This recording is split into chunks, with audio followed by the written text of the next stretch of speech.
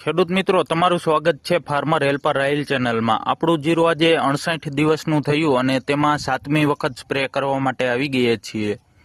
જો તમને દવાની વાત કરું તો આપણે આ 3 જાતની દવાનો સ્પ્રે કરવાનો છે, જેમાં પહેલું છે જટાયુ કોરોમંડલ કંપનીનું, જેમાં ટેકનિકલ છે ક્લોરથાયોનિલ 75% WP, તેમજ ફોર્ચ્યુન કંપનીનું ફોર વેલિડા, જેમાં ટેકનિકલ છે વેલિડામાઇસિન 3%।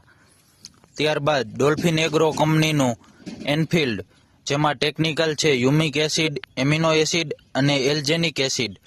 ત્યારબાદ ટાટા કંપનીનું રિવેલ સ્ટીકર।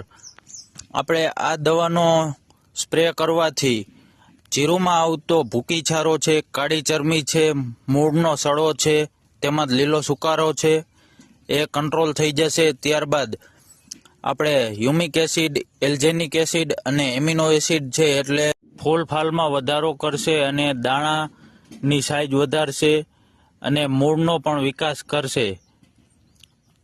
અને જો પ્રમાણની વાત કરું તો આપણે જટાયુ 30 ગ્રામ, પછી ફોર વેલિડા 30 ml, એનફિલ્ડ 30 ml અને રિવેલ સ્ટીકર 5 ml, આ એનું પ્રમાણ છે।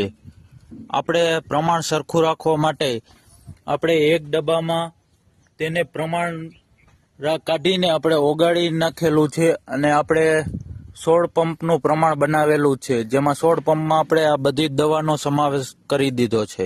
ખેડૂત મિત્રો, આપણે દવાનો સ્પ્રે ચાલુ કરી દીધો છે, તમે જોઈ શકો છો।